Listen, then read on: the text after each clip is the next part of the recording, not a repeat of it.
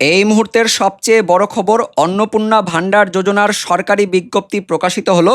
তো এই বিজ্ঞপ্তিতে কি কি বলা হয়েছে, কি কি শর্ত রয়েছে, বয়স কত হতে হবে, কারা এই অন্নপূর্ণা ভাণ্ডার প্রকল্পের টাকা পাবেন, কারা কারা টাকা পাবেন না, কোন অ্যাকাউন্টে অন্নপূর্ণা ভাণ্ডারের টাকা ঢুকবে, নতুন আবেদন কবে থেকে শুরু হবে, কাদের নাম বাদ যাবে, সব কিছু আমরা জানবো এই ভিডিওতে।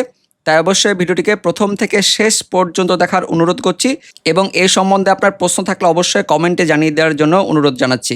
তো এই বিজ্ঞপ্তিতে কি বলা হয়েছে অনস্ক্রিনে দেখতে পাচ্ছেন। এই বিজ্ঞপ্তিটি প্রকাশিত হয়েছে গভর্নমেন্ট অফ ওয়েস্ট বেঙ্গল অর্থাৎ পশ্চিমবঙ্গ সরকারের department of women and child development and social welfare অর্থাৎ নারী ও শিশু কল্যাণ এবং সমাজ কল্যাণ দপ্তর থেকে এই নোটিফিকেশনটি প্রকাশিত করা হয়েছে। তো এটি সম্পূর্ণ ইংরেজিতে লেখা রয়েছে, কিন্তু আমরা এটা বাংলায় ট্রান্সলেট করেছি। তো আমরা বাংলাতে এটি পড়ে শোনাবো এই নোটিফিকেশানে কী কী বলা হয়েছে। তো প্রথমে দেখতে পাচ্ছেন এটি 19/5/2026 এই তারিখে প্রকাশিত করা হয়েছে। বিজ্ঞপ্তি কি বলা হয়েছে বিস্তারিত জানবো। রাজ্যপাল এত দ্বারা পশ্চিমবঙ্গ সরকারের অন্নপূর্ণা যোজনা নামক একটি প্রকল্প চালু করার ঘোষণা করেছেন, যার মাধ্যমে এই রাজ্যে বসবাসকারী সকল মহিলাকে নারীর ক্ষমতায়ন ও আর্থ সামাজিক উন্নয়নের উদ্দেশ্যে নিম্নলিখিত শর্ত সাপেক্ষে প্রতি মাসে 3,000 টাকার একটি নিশ্চিত আর্থিক সহায়তা প্রদান করা হবে। তো কী কী শর্ত রয়েছে? মহিলাদের বয়স হতে হবে 25 থেকে 60 বছরের মধ্যে। পাশাপাশি সেই মহিলা কেন্দ্র বা রাজ্য সরকারের অধীনে কোনো নিয়মিত বেতন পেনশন সহ কোনো স্থায়ী সরকারি চাকরিতে, কোনো সংবিধিবদ্ধ সংস্থা, সরকারি উদ্যোগ, পঞ্চায়েত, পৌরসভা, স্থানীয় সংস্থায় অথবা এই রাজ্য সরকারের সাহায্যপ্রাপ্ত শিক্ষা প্রতিষ্ঠানে শিক্ষক বা অশিক্ষক পদে ইত্যাদি চাকরিতে নিযুক্ত নন। অর্থাৎ সরকারি চাকরি করা চলবে না, পাশাপাশি পেনশন পেয়ে থাকলেও এই প্রকল্পে আবেদন করতে পারবেন না। পাশাপাশি তিনি কোনো আয়কর দিচ্ছেন না, ইনকাম ট্যাক্স দিলে আপনি আবেদন করতে পারবেন না। এবং পাশাপাশি আরও বলা হচ্ছে নির্ধারিত মাসিক 3,000 টাকার আর্থিক সহায়তা 1 জুন 2026 সাল থেকে ডিরেক্ট বেনিফিট ট্রান্সফার অর্থাৎ ডিবিটি এর মাধ্যমে সুবিধাভোগীর নামে আধার সংযুক্ত ব্যাংক অ্যাকাউন্টে সরাসরি জমা করা হবে। যে ব্যাংক অ্যাকাউন্টের সঙ্গে আধার লিঙ্ক করা থাকবে সেই ব্যাংক অ্যাকাউন্টে সরাসরি এই টাকা কিন্তু যাবে। সিঙ্গেল ব্যাংক অ্যাকাউন্ট হতে হবে, মহিলার নিজের নামে কিন্তু ব্যাংক অ্যাকাউন্ট থাকতে হবে।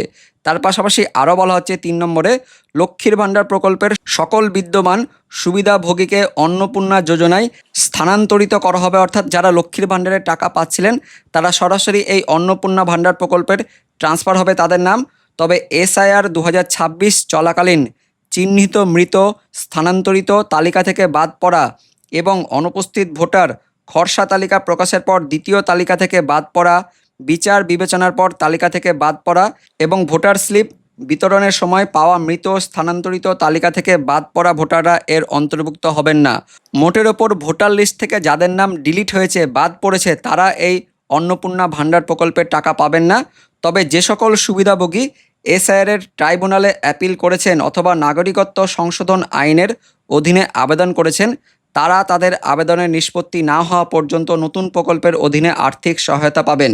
যারা ট্রাইব্যুনালে অ্যাপিল করেছেন, পাশাপাশি CAA-তে যারা আবেদন করেছেন, তারাও কিন্তু নিষ্পত্তি না হওয়া পর্যন্ত অন্নপূর্ণা ভাণ্ডার প্রকল্পের টাকা পাবেন। একইভাবে মৃত এবং স্থানান্তরিত সুবিধাভোগীদের নাম ভবিষ্যতে নিয়মিতভাবে তালিকা থেকে বাদ দেওয়া হবে। যারা মারা যাবেন তাদের নাম পরবর্তীকালে বাদ দেওয়া হবে। 4 নম্বরে নতুন আবেদনকারীদের জন্য 2026 সালের 1 জুন থেকে অন্নপূর্ণা যোজনা পোর্টালে অনলাইন আবেদন করার সুবিধা চালু করা হবে। অর্থাৎ 1 জুন থেকেই পোর্টালে কিন্তু অনলাইন আবেদন করার লিঙ্ক দিয়ে দেওয়া হবে। কিভাবে আপনারা অনলাইনে আবেদন করবেন, যখন এর সম্বন্ধে আপডেট আসবে অবশ্যই আমরা ভিডিও করে আপনাদের জানিয়ে দেব। তো 1 জুন থেকে অনলাইনে আবেদন করা শুরু হবে এবং অনলাইনে আবেদন করার সময় তার আধার নম্বর, ব্যাঙ্ক অ্যাকাউন্ট নম্বর এগুলো লাগবে এবং নাম কিন্তু একই থাকতে হবে। পাশাপাশি পাসপোর্ট সাইজের ছবি লাগবে এবং তার সঙ্গে রেশন কার্ডও লাগবে, এমনও কিন্তু আপডেট আসছে। পরবর্তীকালে এই সম্বন্ধে নতুন আপডেট এলে অবশ্যই আমরা ভিডিও করে জানিয়ে দেব।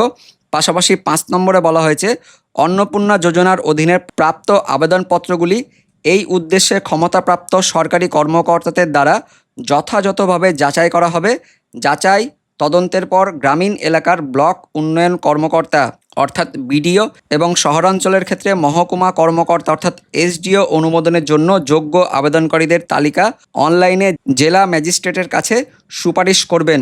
কলকাতা পৌর কর্পোরেশনের আওতাধীন এলাকাগুলিতে এই প্রক্রিয়া কলকাতা পৌর কর্পোরেশনের কর্মকর্তারা সম্পূর্ণ করবেন। অনুমোদিত মামলাগুলির তদন্ত প্রতিবেদন অন্নপূর্ণা যোজনা পোর্টালে আপলোড করা হবে। তো গ্রামাঞ্চলের ক্ষেত্রে বিডিও এবং শহরাঞ্চলের ক্ষেত্রে এসডিও স্যাংশন করবেন এবং স্যাংশন করার পর জেলা ম্যাজিস্ট্রেট অর্থাৎ ডিএম এর কাছে কিন্তু পাঠানো হবে। পাশাপাশি 6 নম্বরের সংশ্লিষ্ট জেলা ম্যাজিস্ট্রেটগণ জেলাসমূহে অনুমোদনকারী কর্তৃপক্ষ হিসেবে কাজ করবেন, অর্থাৎ ডিএমরা কিন্তু ফাইনাল সিদ্ধান্ত তারাই নেবেন। এবং কলকাতা পৌর কর্পোরেশন কেএমসি এলাকায় কমিশনার কলকাতা পৌর কর্পোরেশন অনুমোদনকারী কর্তৃপক্ষ হিসেবে কাজ করবেন। তো বন্ধুরা, এই ছিল অন্নপূর্ণা যোজনার প্রথম সরকারি বিজ্ঞপ্তি। ভিডিওটি ইনফরমেটিভ হয়ে থাকলে, ভালো লেগে থাকলে লাইক করবেন, অনেক অনেক করে শেয়ার করবেন যাতে প্রত্যেকে আপডেটটি জানতে পারে। এবং এই সম্বন্ধে আপনার অন্য কোনো প্রশ্ন থাকলে অবশ্যই কমেন্টে জানিয়ে দেবেন। দেখা হচ্ছে পরবর্তী আপডেট নিয়ে, ততক্ষণের জন্য ধন্যবাদ।